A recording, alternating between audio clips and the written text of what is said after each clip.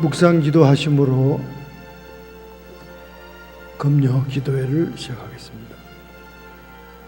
여호와께서 내 음성과 내 간구를 들으심으로 내가 저를 사랑하는도다. 그 귀를 내게 기울이셨으므로 내가 평생에 기도하리로다. 사망의 줄이 나를 두르고 음부의 고통이 내게 미치므로 내가 환난과 슬픔을 만났을 때에 내가 여호와의 이름으로 기도하기를 여호와여 주께 구하오니 내 영혼을 건지소서 하였도다. 여호와는 은혜로우시며 의로우시며 우리 하나님은 자비하시리로다. 여호와께서는 어리석은 자를 보존하시나니 내가 낮게 될 때에 나를 구원하셨도다. 전능하신 하나님, 오늘 저희들을 주의 전으로 인도하여 주시니 감사합니다. 이 예배를 통해 하나님이 영광을 받으시고 우리의 찬양과 감사와 기도 속에 임재하여 주옵소서. 전기와 영광이 세세 무궁토록 성부와 성자와 성령님께 있을지어다. 아멘.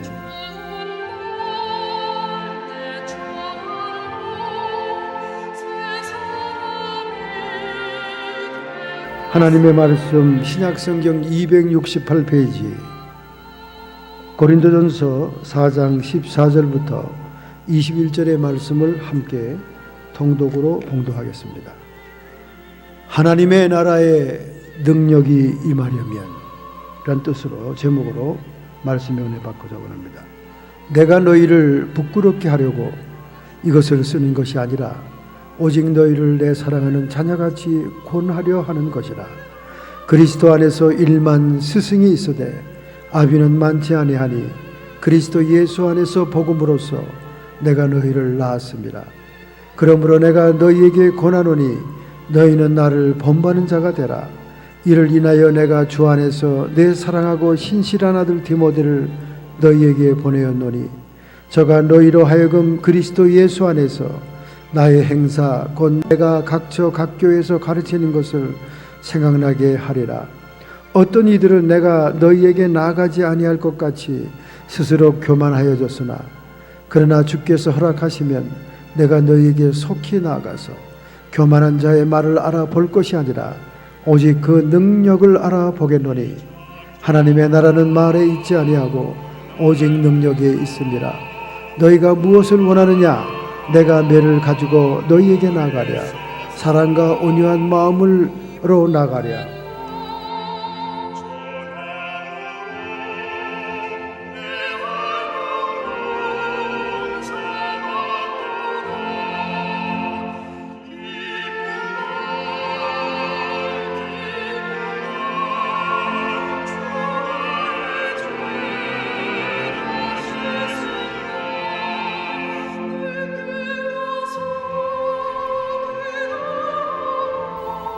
여러분이 잘 아는 유명한 예술가 레오나르도 다빈치. 그 레오나르도 다빈치가 최후의 만찬을 그리고 있을 때에 그는 어떤 일로 인하여 가장 절친한 친구와 매우 다투었습니다. 마침 그때 그는 예수님의 얼굴을 최후의 만찬장에 그리기 시작한 때였어요. 여러분, 주님의 얼굴을 상상하면서 그리기를 시도했지만은 예수의 초상화가 마음에 들게 이미지가 잡히질 않습니다. 긴척이 되질 않았어요. 그는 그림 제작을 중단하고 며칠 동안 기도했습니다. 성경을 펼쳐놓고 주님을 명상했습니다. 실패의 원인을 알아보려고 애를 썼습니다. 그런데 그가 마음속에 짚히는 것 한 가지는 바로 다름이 아닌 자기 친구와의 다투었던 일이었습니다. 사람이 재주 있는 손을 가졌을지라도 동물과는 구별되는 것이 아닙니다. 사람이 고도로 발달한 두뇌를 가졌다고 해도 가치 있는 것은 아닌 것입니다. 마음속에 먼저 하나님의 나라가 이루어져야 예술가로서 주님을 그릴 수 있다는 사실을 깨닫게 됩니다. 그는 즉시 친구에게 연락을 했습니다. 그 친구와의 큰 다툼은 금전과 관계된 것이었습니다. 빌려간 돈을 갚지를 않았던 거예요. 막상 레오나르도 다빈치가 돈이 필요할 때 돌려주지 않는 것입니다.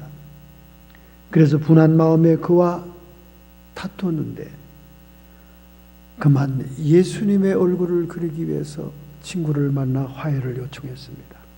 그리고 금전에 얽혔던 모든 문제를 없던 것으로 하도록 그렇게 탕감을 했습니다. 그리고는 둘이 손을 잡고 기도를 했습니다. 그런데 며칠이 지나 다시 작업실에 들어가 예수님의 얼굴을 그리려고 하는데 얼마나 이미지가 잘 떠오르는지요. 그는 화폭에 정신없이 주님의 얼굴을 그리게 되었다는 것입니다. 여러분과 저의 마음속에 먼저 하나님의 나라가 이루어져야 우리는 이 세상에서 승리하는 성도의 삶을 살 수가 있다는 것입니다. 오늘 본문의 말씀을 통해 고린도 전서 4장 14절에서 21절 268페이지의 성경 본문을 통해서 우리는 하나님의 나라의 능력이 임하려면 그런 제목으로 말씀의 은혜를 받고자 하는 것입니다. 영적인 성장을 이루고 있는 성도들이 세상에서 살아가는 법은 세상의 지혜도 아니고 관원의 지혜도 아닙니다. 성도가 세상을 살아가는 법은 하나님 나라의 능력인 것입니다. 우리가 영적으로 거듭난 성도로서 세상 방식으로 살아가려고 하니까 자꾸 우리의 신앙이 넘어지고 실족하고 시험에 드는 것입니다. 세상은 힘 있는 자의 세상입니다. 세상의 원리는 힘이 주장하는 것입니다. 죄와 사망의 법이 사망의 영이 주장하는 것이 세상입니다. 그렇다면 하나님 나라의 법은 무엇입니까? 하나님 나라의 법은 은혜의 법인 거예요.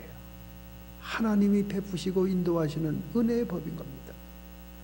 생명의 성령의 법이 지배하는 나라예요. 생명이 지배하는 것이 하나님 나라입니다. 그러므로 우리는 이 하나님의 나라의 능력이 우리에게 임해야 이 땅에 세상을 극복하고 자기를 극복하고 사탄을 정복할 수가 있는 것입니다. 하나님의 나라, 헬라 말로는 바실레이아 투데오라는 말입니다. 바실레이아 투데오, 하나님의 나라.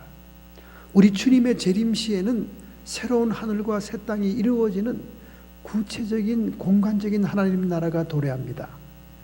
그러나 초림이신 예수님이 이 땅에 오셔서 고난받는 종으로서 대속물로서 희생하고 십자가의 죽으심과 부활과 승천으로 그 후에 성령님이 강림한 이 주님의 초림으로 말미암은 것은 영적인 하나님의 나라, 우리 거듭난 성도의 마음속에 들어오는 하나님의 나라,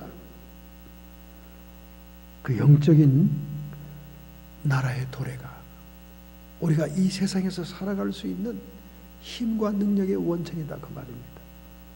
우리가 죄와 사망의 법에 지배를 하니까 암에 걸리면 무조건 죽게 되는 겁니다. 죄와 사망의 법에 지배하니까 점점 우리 몸에 약한 것들이 더 약해져서 질병 앞에 직면하게 되는 것입니다.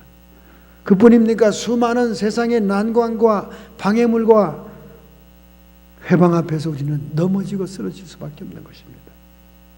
그러나 생명의 나라의 능력이 우리를 지배한다면 흑암의 세력은 떠나가고 질병은 떠나가고 우리 앞에 막힌 모든 담들은 무너져서 수르바벨 앞에 큰 산이 평지가 되듯이 우리가 세상을 이기고 자신을 이기고 사탄을 정복하는 능력의 삶이 될 수 있는 것입니다. 할렐루야. 이처럼 위대한 하나님의 나라가 영적으로 우리 마음속에 도래했건만 왜 우리는 이렇게 여전히 무기력한 삶을 살고 있고 왜 여전히 세상에 얻어맞아 지쳐있고 온몸에 상처투성이 뿐입니까? 제가 지난번에도 소개했지만 이 인간의 역사에 있어서 천년 제국을 이룬 징기스칸의 나라가 있습니다. 원제국이 있지 않습니까? 한동안 중국이 몽골을 식민지화해서 지금도 중국의 지방이 되어 있지만은 모든 징기스칸의 정복의 역사를 다 숨겨버렸지 않습니까? 그러나 최근에는 많은 대학의 교수들이 연구하고 발표함으로 인해서 천년 제국의 흥망사가 밝혀지고 있는 것입니다. 징기스칸은 어떻게 아시아를 정복하고 대유럽까지 정복했는가? 3S라고 얘기했습니다. 스피드. 그들은 쪼락말 같은 작은 말을 타고 숨 쉴 겨를도 없이 달려서 목적지에 도착하는 속도전을 했습니다. 속도전. 그들은 어릴 때부터 꼬마 때부터 말을 타는 사람들이었어요. 그래서 말 위에서 모든 걸 해결할 수 있는 사람들입니다. 쉬지 않고 말이 정복할 땅으로 달려가니까 그 스피드를 당할 나라가 없는 거예요. 얼마나 그들의 무장이 가벼운 줄 모릅니다. 화살도 조그만 소형 화살에다가 창검도 조그마죠. 몽골인 몸도 조그마죠.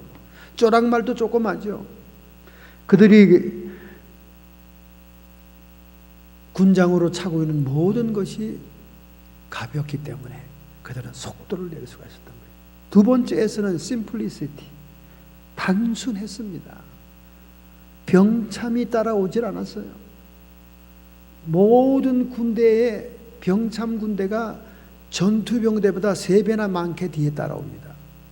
전쟁 중에 하시라도 먹을 식량과 그 모든 우양 가축과 천막과 그 천막을 칠 노예들과 함께 병참 부대가 따라와요. 그 병참 부대가 훈련된 군사가 아니니까 얼마나 더딥니까? 오는 속도가. 그들을 끌고 가면서 그들이 기습을 당하거나 기습이 떨어지면 전쟁을 수행할 수가 없는 겁니다. 그러나 몽고군은 심플리시티, 단순했어요. 그들은 모든 먹을 것을 차곡차곡했습니다. 그들 양쪽 허리에는 마유주, 염소젖이나 말젖을 삭힌 발효주가 음료수로 가죽 주머니에 있었고, 그 다음에 말고기 가루를 갈아가지고 미숫가루처럼 차고 있었습니다. 그리고 그들은 어디든지 말 타고 가면서 그 발효주를 꺼내서 미숫가루 타먹으면 그게 식사입니다. 얼마나 심플합니까? 병참 부대가 따라올 필요가 없어요. 그렇기 때문에 그들은 무서운 속력으로 정복지를 향해 갈 수가 있었습니다. 세 번째는 셀프 컨피던스. 그들은 정복하고 항복하는 성은 세금으로 그들 자신이 통치하고 자치할 수 있도록 해줬지만은 반항하고 성문을 열지 않는 성들은 잔혹하게 쳐 죽이고 파괴함으로 인해서 공포의 전략을 썼고, 그리고 그들은 정복할 때마다 자신감이 붙었습니다. 셀프 컨피던스. 자신감이 있습니다. 일당백의 군대가 되었습니다. 이런 무서운 속도로 그들은 천년제국 징기스칸의 대제국을 이루었다는 거예요. 여러분, 우리 십자가의 용사들이 징기스칸 몽골의 용사만 못합니까? 오늘날까지도 이어지고 있는 예수님의 제자의 충성도가 몽골의 병사보다 못하냐 그 말이에요.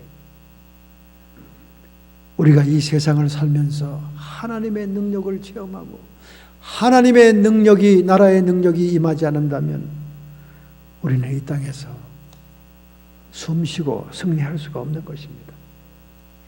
그러므로 우리가 하나님 나라의 능력이 임하는 조건이 무엇인가를 오늘 본문 말씀을 통해서 연구해 봐야 됩니다. 이 고린도 전서라는 이 편지는 디모데에 의해서 고린도 교회에 전달이 됩니다. 야심차게 사도 바울이 개척했던 이 교회는 그 당시에 동서를 잇는 교통의 요지인 항구 도시였습니다. 코린트. 그런데 굉장히 항구 도시가 문란하듯이 복잡한 상업 도시였어요. 우상 숭배와 음란과 태폐가 있는 그런 도시였습니다. 그래서 그 교회가 처음에는 성령의 임재와 은사로서 활발하게 부흥이 되다가 점점 세상 풍습이 교회 안에 들어와 가지고 세상 것들이 교회를 흔들어 놓기 시작하고 교회 안에 내파로 분열이 되면서 서로 분쟁하고 싸우는 현대교회와 같이 문제 많은 교회가 되고 말았습니다. 이 소식을 들은 에베소의 사도 바울은 디모데를 보내면서 편지를 그들에게 보내면서 그들에게 간절한 충고의 말을 전달하고 있는 것입니다. 오늘 우리 4장을 보니까 4장 초반부부터 쭉 중요한 말씀들을 전달하고 있습니다.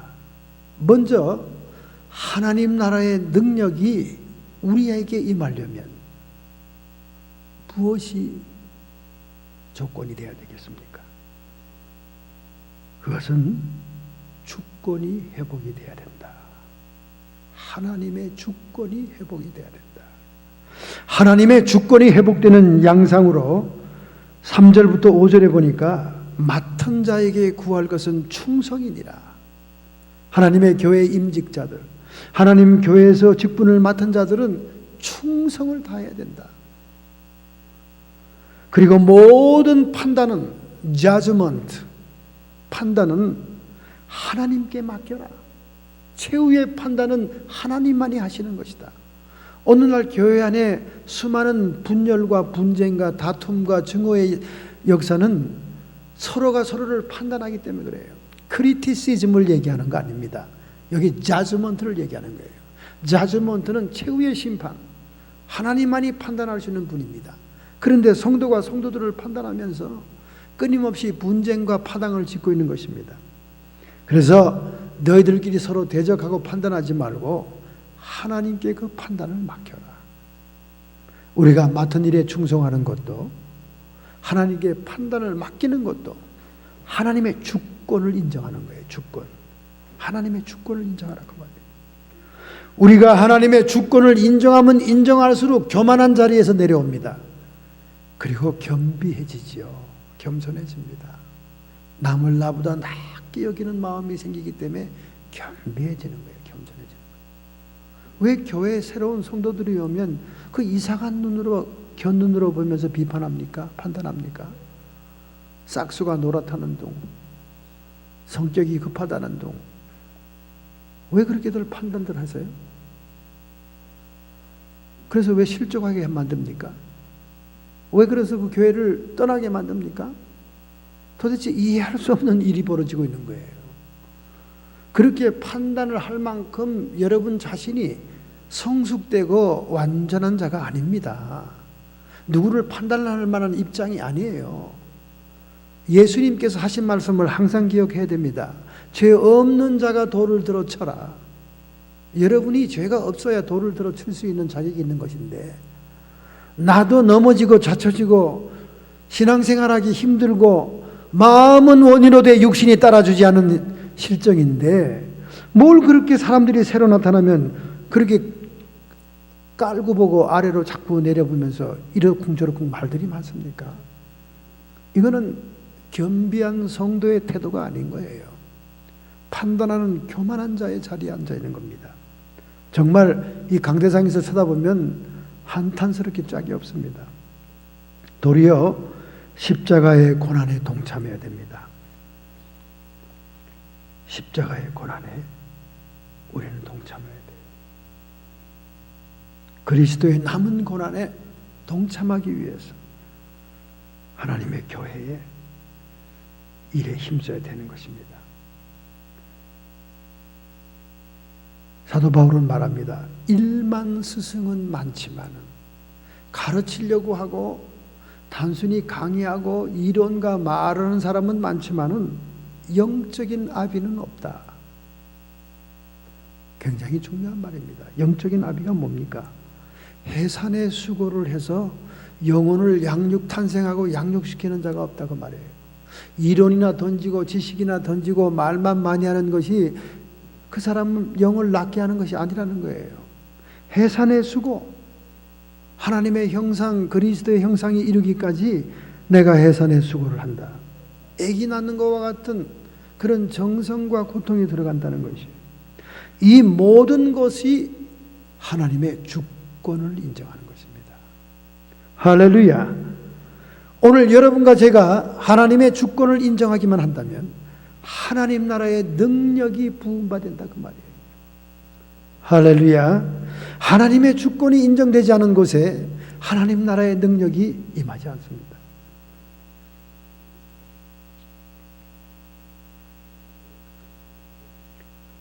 토마스 케플러라고 하는 작가가 쓴 책이 있습니다. 그 책의 이름은 성자와의 여행, A Journey with the Saints라는 책입니다. 성자들과 함께 영적인 여행을 떠난다는 것입니다. 그의 책에서 그는 성서의 위인과 역사상의 위인들을 연구하면서 결론적인 말을 하게 됩니다. 훌륭한 사람들은 결론적으로 이렇더라. 훌륭하였던 사람들이란 단순히 시간의 중심을 하나님께 두었던 사람들이다. 훌륭한 인물들은 결코 서두르거나 바빠 보이지 않았습니다. 그들의 생애는 여유가 있어 보였습니다. 그들은 아주 사소한 일도 하나님과 연결시켜 생각했습니다. 산다는 것이 다 하나님 품 안에 있는 것이니까요. 모든 생활의 중심, 모든 시간의 중심에 하나님을 두었다는 거예요. 그리고 사소한 일까지 하나님과 연결시켜 생각을 했더라고 말입니다. 왜냐하면 우리의 삶 자체가 이 모든 삶이 다 하나님 품 안에 있는 것이니까. 이것이 바로 오늘 우리 본문에서 얘기하는 하나님의 주권을 인정하는 행위입니다. 자세예요. 물질 세계에서 하나님의 주권을 인정해야 됩니다. 영적인 세계에서 하나님의 주권을 인정해야 됩니다. 여러분의 시간과 여러분의 삶 속에서 하나님의 주권을 인정해야 됩니다. 자, 이렇게 얘기하면 아직도 이해가 안 되는 분도 있을 거예요. 더 쉽게 얘기합니다. 잠언서 3장 6절에 말씀합니다. 너는 범사의 그를 인정하라. 그리하면 내 길을 지도하시리라. 할렐루야. 우리가 하나님의 주권을 인정한다는 것은 범사에 내 모든 삶의 전체에 하나님을 인정하는 거예요. 그러면 그 인정받은 하나님께서 그 주권을 인정해주는 그를 위해서 그의 길을 지도한다는 거예요. 인도한다는 거예요. 할렐루야. 하나님께 영광을 돌리는 말도 이것으로 해석할 수 있습니다. 우리가 하나님께 영광을 돌린다. 영광이란 단어가 얼마나 어려운 단어입니까?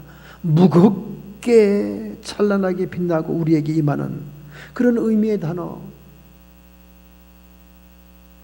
세키나 카보드. 그 말 가지고는 우리가 영광을 이해할 수 없습니다. 어떻게 우리가 구체적으로 적용할 수 있습니까? 하나님의 영광을 돌린다는 것은 범사의 그를 인정한다는 첫 번째 의미가 있는 것입니다. 범사의 그를 인정합니다.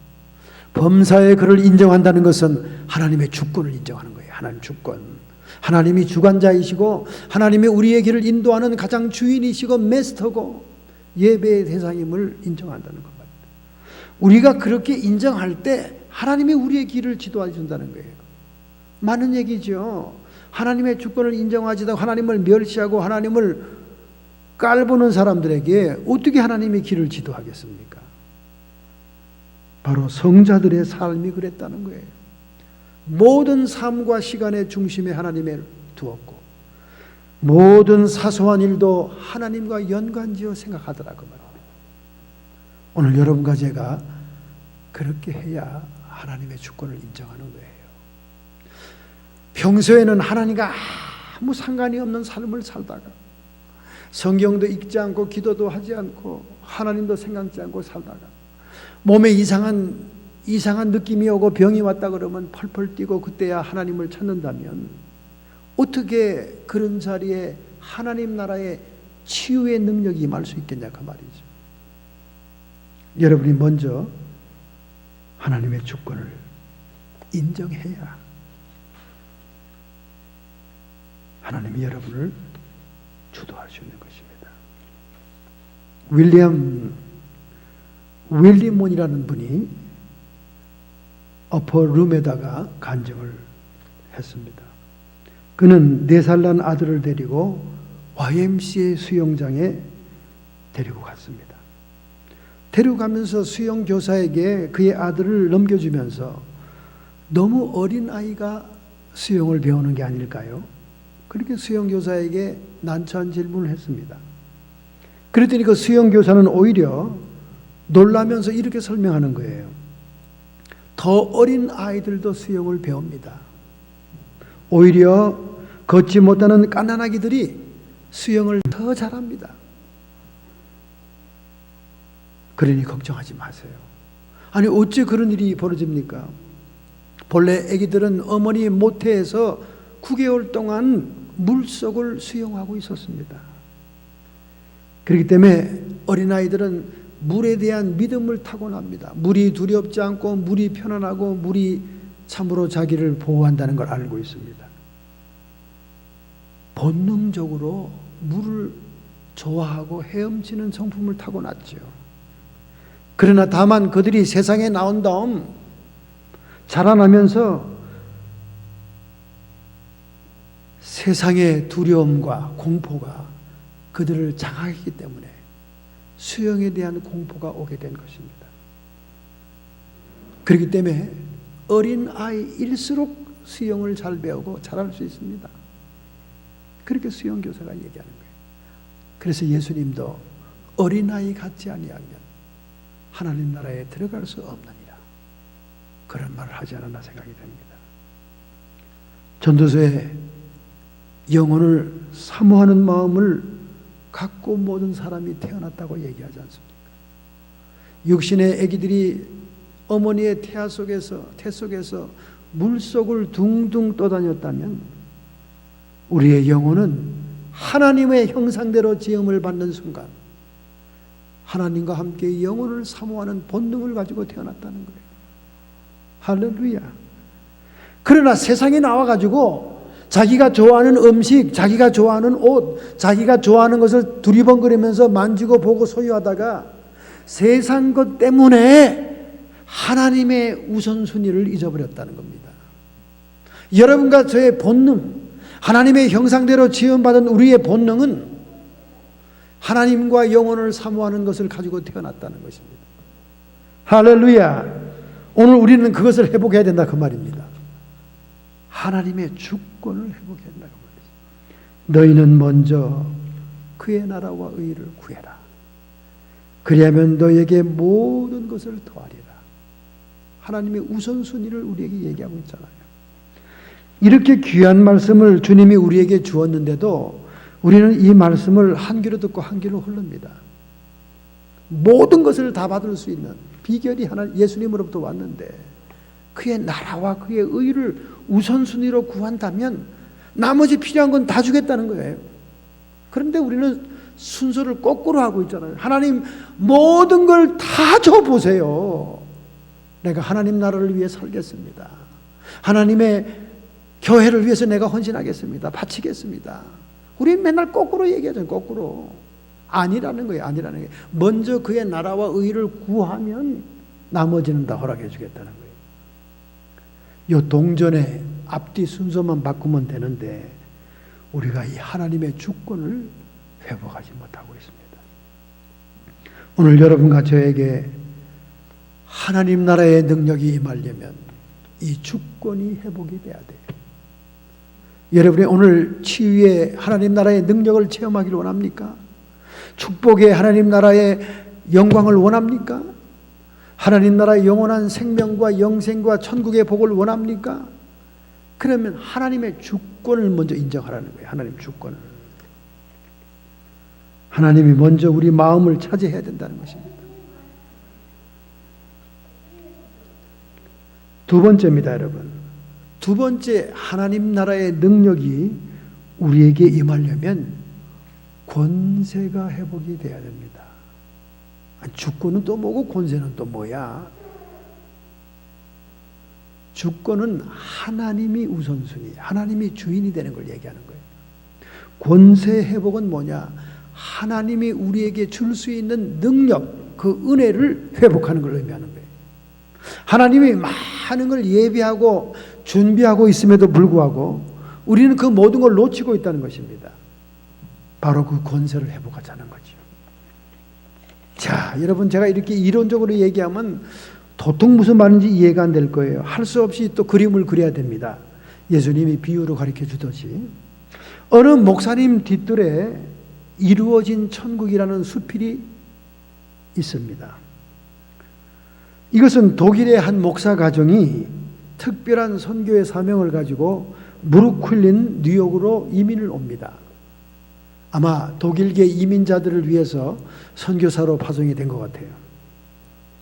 그래서 선교사 목사님 집을 구해서 이제 살게 되는데 놀랍게도 그 집의 울타리가 전부 다 라일락 꽃으로 되어 있는 거예요. 여러분, 라일락 향기, 라일락 꽃이 얼마나 아름다운지는 알고 있죠? 우리 주변에 너무나 많지 않습니까?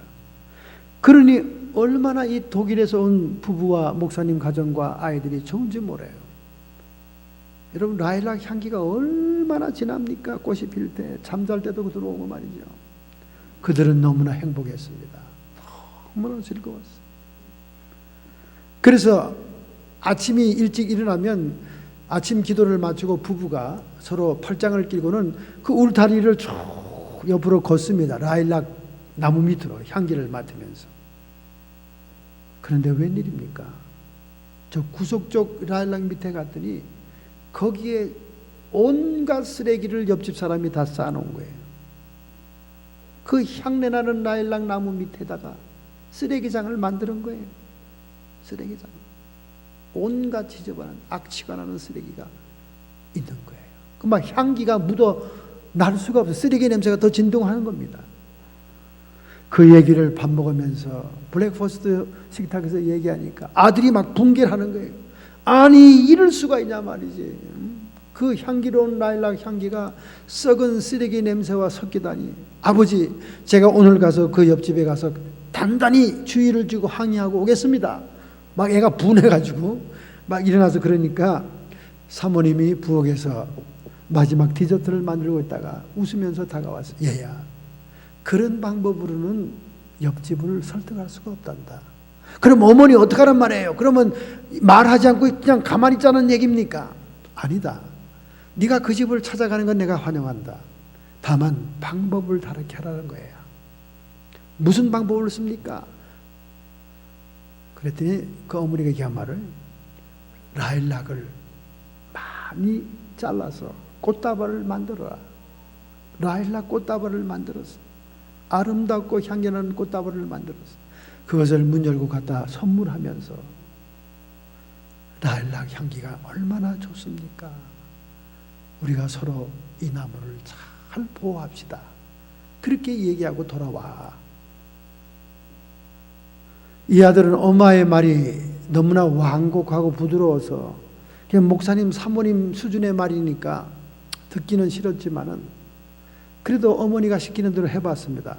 그 꽃다발을, 라일락 꽃다발을 만들었어요. 아름답게 만들어 줄로 묶었습니다.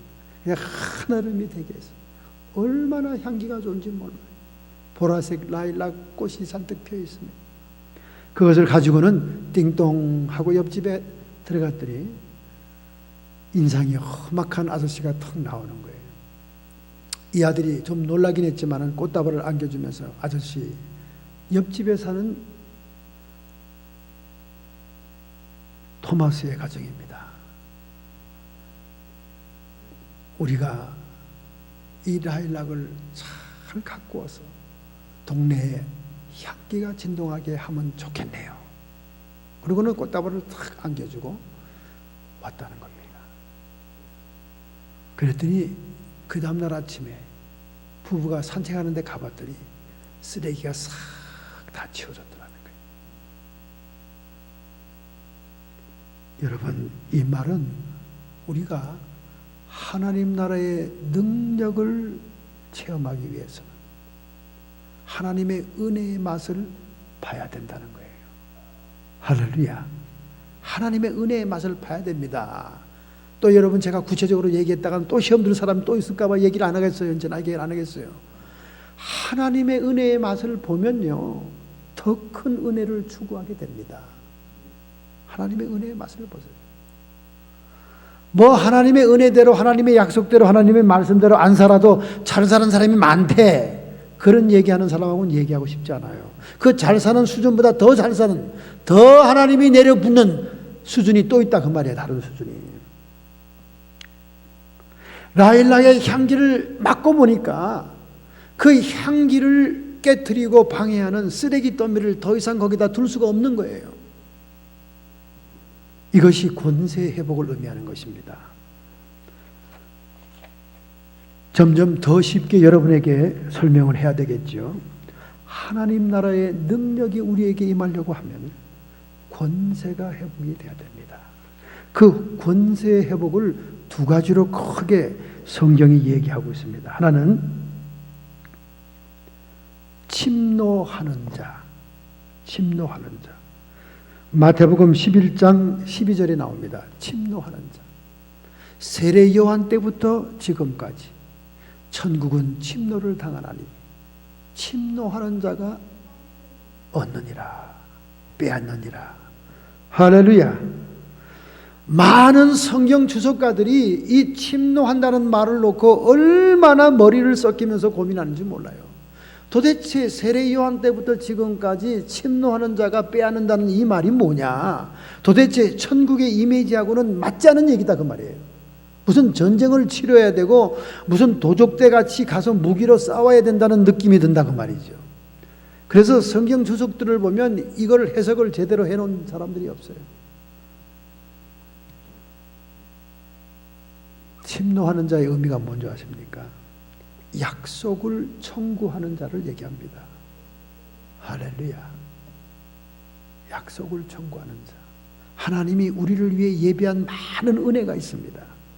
그 많은 약속이 있습니다. 그것을 클레임, asking, 청구하는 것을 얘기하는 게 침노하는 자를 얘기하는 겁니다. 뭐 난폭하게 총칼을 가져와서 싸워라, 뺏어와라, 전쟁을 치르라, 그런 뜻이 아니에요. 그런 뜻이 아닙니다. 하나님께서 우리에게 수많은 약속, 신구약 성경을 통틀어 37,500가지의 약속이 있습니다. 그 약속을 클레임 하라는 거예요. asking 하라는 겁니다. 약속을 청구하라는 거예요. 여러분, 우리 미국 삶을 사는 사람들은 이 클레임에 대해서 너무나 잘 압니다. 자동차 사고 나면 보험회사에 클레임해야 돼요. 병원에서 병이 나면 의료보험을 통해서 클레임해야 됩니다. 우리가 당연히 약속되어 있는 권리를 주장해라 그 말입니다. 그것이 침노하는 자의 의미예요. 아마 여러분이 이 말은 처음 들어볼 겁니다. 세례 요한 때부터 지금까지 천국은 침노를 당하나니, 천국이 침략을 당한다 그 말이에요. 천국이 막 쳐들어오는 사람들에게 빼앗긴다 그 말입니다. 하나님이 예비한 많은 은혜가 있는데 누구한테 빼앗기냐 그 말이야. 침노하는 자에게. 그 침노가 뭡니까? 클레임하는 자. 하나님이 우리에게 주신 약속대로 클레임하는 자. 37,500가지의 약속을 하나님께 주장하는 자, 에스킹하는 자, 구하는 자에게 천국은 그 능력이 나간다 그 말입니다. 할렐루야. 요 며칠 전에 죽을 병에, 불치의 병에 걸린 사람 중보기도의 기도 부탁을 받고 기도하는 가운데 기도 부탁한 사람을 또 만났습니다. 그분이 하는 말이, 저희 아내는 이 병에 대해서 아무런 하나님께 요청을 하고 있지 않습니다. 감히 어떻게 그 낫게 해달라고 요청을 합니까? 이 캐톨릭 교인들은 이런 겸손이 있어요. 이런 겸손이 있어요. 우리 개신교인들은 당당하게 뭐 그냥 자신감 있게요, 당연히 이렇게 기도하는 걸 뻔뻔하게 하는 걸 좋아하는데, 이 캐톨릭 신자들은 그런 캐톨릭 신자거든요. 이 사람 어떻게 나 같은 죄인이 감히 살려달라고 하나님께 기도하겠습니까?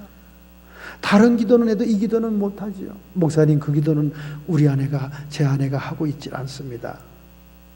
그래서 제가 단호하게 얘기했습니다. 지금부터는 성경에 약속된 대로 그가 채찍에 맞음으로 나음을 입었도다, 그 약속대로 클레임, 청구, 에스킹을 해야 하나님 나라의 살리는 능력이 임합니다.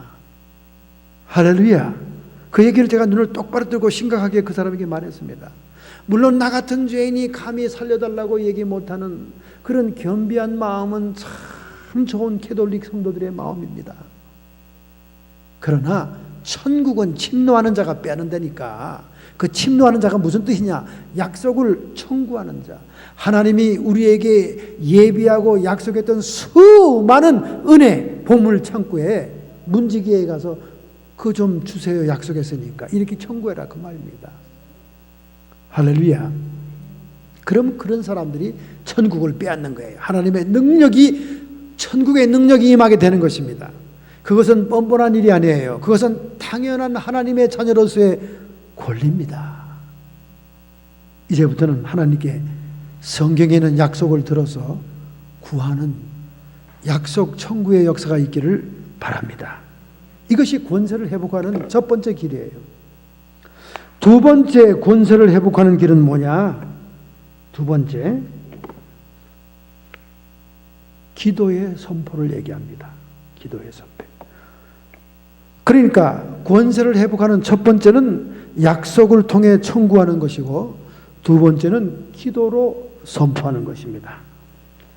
기도로 선포하는 것을 마태복음 16장 18절 19절과 마태복음 18장 18절 19절에 기록되어 있습니다. 또 내가 내게 이르노니 너는 베드로라. 내가 이 반석 위에 내 교회를 세우리니 음부의 권세가 이기지 못하리라. 내가 천국의 열쇠를 너에게 주노라. 내가 땅에서 무엇이든 매면 하늘에서도 매일 것이요 내가 땅에서 무엇이든지 풀면 하늘에서도 풀리리라. 이 똑같은 말씀이 마태복음 18장 18절 19절에 나옵니다. 그 다음 후에 이렇게 나오죠. 두세 사람이 내 이름으로 모인 그곳에 나도 그들 중에 있느니라. 중보 기도하고 합심 기도하고 기도하는 무리 속에 주님이 함께 있다는 겁니다. 그러므로 권세를 회복하는 두 번째 성경이 제시한 것은 맺고 푸는 기도의 선포의 일입니다. 기도로 선포하는 거예요. 왜? 우리 몸된 교회에 천국의 열쇠를 맡겼기 때문에 두세 사람이 모여 기도하는 교회의 기도의 모임 속에 하나님은 열쇠를 움직인다는 거예요. 하나님의 권세가 회복된다는 것입니다. 할렐루야. 본래 이 열쇠라는 천국 열쇠의 역사적인 그 예표가 이사야 22장 22절에 나오지요. 내가 다윗의 집의 열쇠를 너의 어깨에 두리니 그가 열면 닫을 자가 없고 닫으면 열 자가 없느니라. 이 다윗의 왕조 히스기야 왕 시대에 엘리야김이라고 하는 궁중 대신에게 창고의 열쇠를 맡기면서 하는 얘기예요. 하나님이 선포한 얘기입니다. 이것은 장차 우리 교회 천국을 모형하는 겁니다. 다윗의 왕조는 교회의 모형이요 다윗의 왕조는 하나님 나라의 모형입니다. 그 하나님 나라 교회의 천국의 열쇠를 엘리야김에게 맡긴다 그 말입니다. 엘리야김은 그 당시 다윗의 왕조를 대표하는 왕의 대표자였어요. 즉 히스기야 왕이 보좌에 앉으신 하나님을 예표한다면 엘리야김은 이 땅에 오신 예수 그리스도를 예표하는 거예요.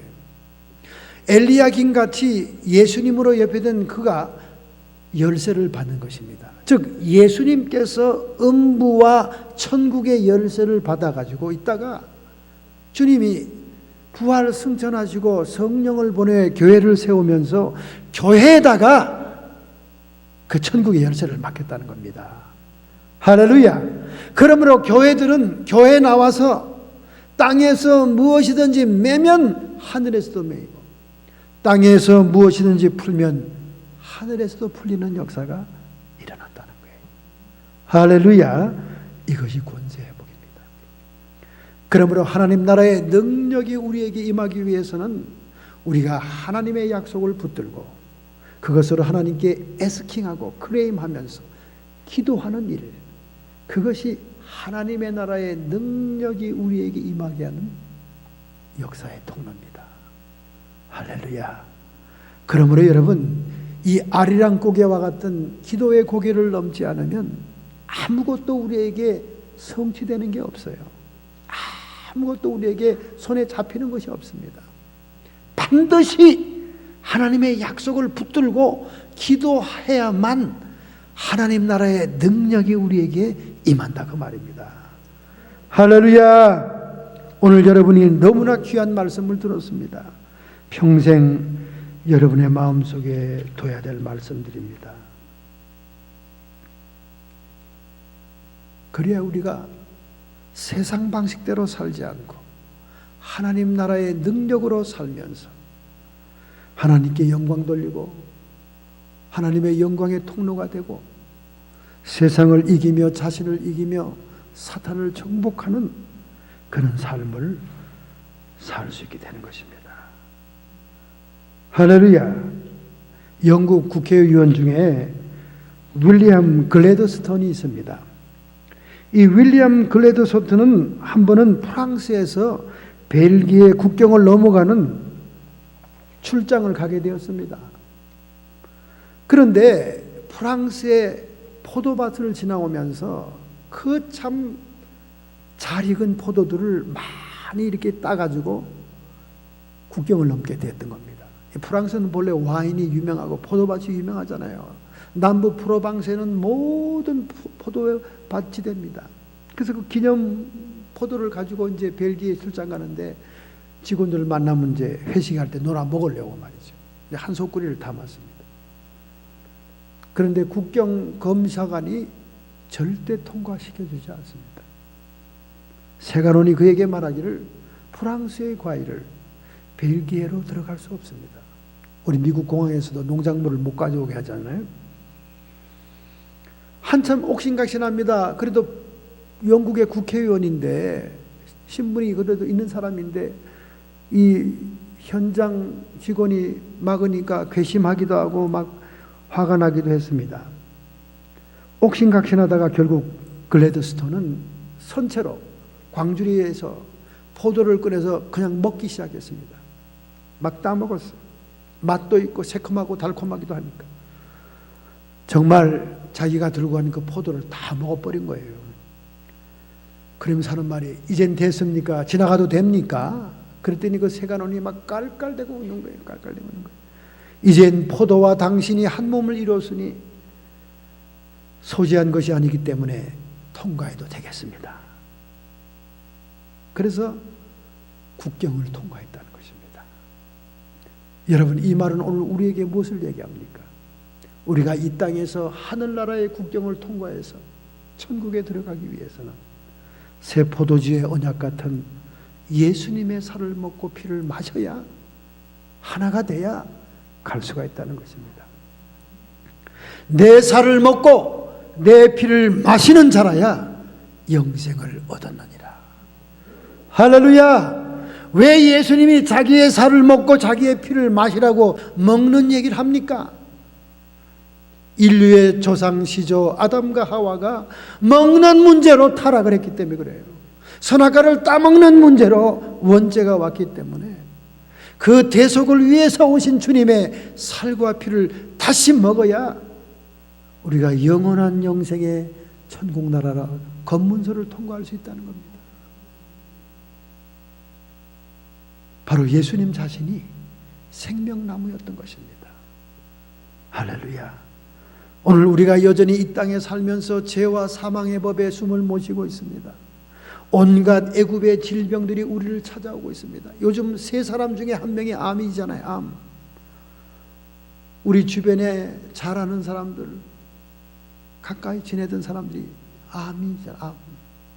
카이자 병원에 가서 4시간씩 암 방사선 치료를 하고 오면 정말 죽을 맛이라는 거예요. 토하고 음식이 들어가지 않고. 그런 암에 걸린 사람이 세 사람 중에 하나, 감기 걸린 것처럼 얼마나 많습니까? 누가 암 걸렸다 그러면 걱정스럽잖아요. 걱정스럽잖아요. 언제 누구에게 닥칠 줄 모르니까. 오늘 신문에 보니까 미국 사람들은 암 걸렸다 그러면 의사들이 쓴 글입니다. 모든 방법을 동원하려고 눈을 번쩍거린다는 거예요. 살아보려고. 근데 한국 사람들에게 암이라 그러면 전부 다 고개를 푹 숙이면서 인제는 죽었구나, 그렇게 생을 포기하는 사람들이 대부분이라는 거예요. 그 의사들이 말하기를 그렇게 하지 말라는 겁니다.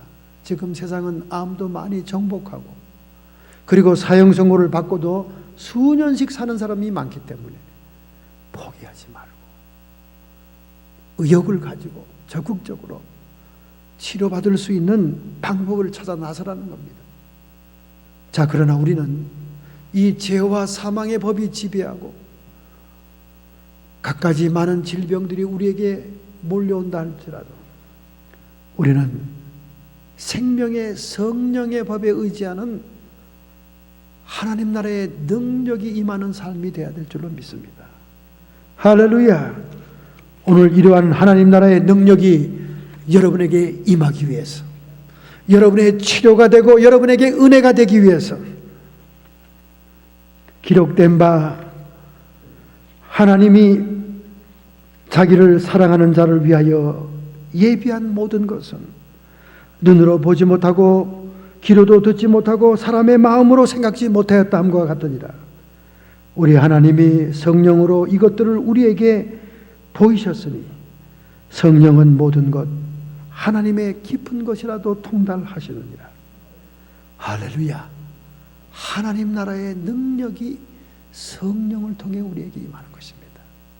우리를 위해 예비한 모든 것들, 눈으로 보지도 못하고 귀로 듣지도 못하고 사람의 마음으로 상상치 못했던 것들이 우리를 위해 준비되어 있기 때문에 우리는 먼저 범사의 주님을 인정함으로 주권을 회복하고, 그리고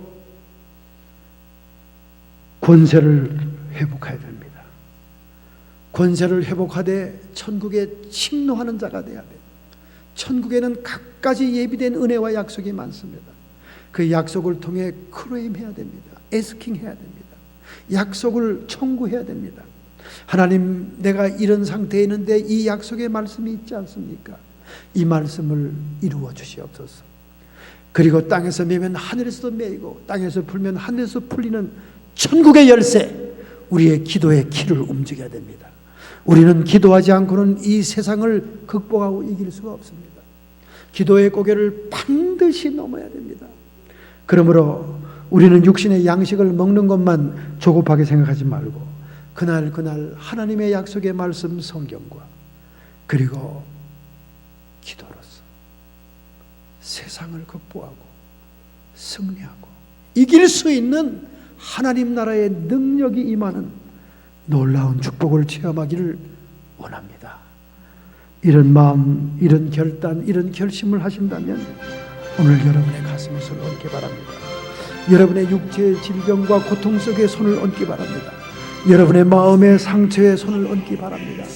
전능하신 하나님 나라의 능력이 우리에게 임할 때 세상의 힘의 세력들은 다 떠나가는 줄로 믿습니다. 너희가 세상에서 환난을 당하나 내가 세상을 이겼다 하시는 주님의 생명의 성령의 법이 오늘 우리를 주관하게 하옵소서. 이렇게 살기를 결단하고 결심하는 성도들 피 묻은 손으로 안수해 주시옵소서.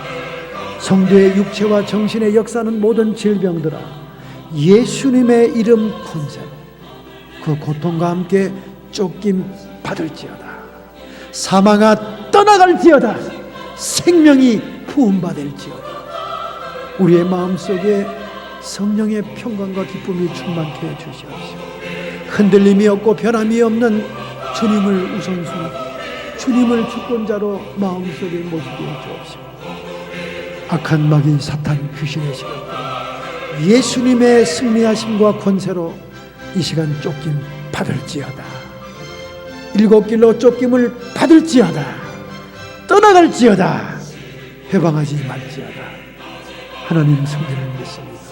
우리 예수님 십자가의 승리를 선포했습니다. 하나님 영광 받아 주시옵시고 하나님 나라의 능력이 항상 우리의 삶 속에 따라오는 축복의 삶이 되게 하옵소서. 예수님의 이름으로 감사하며 축복하며 기도합니다.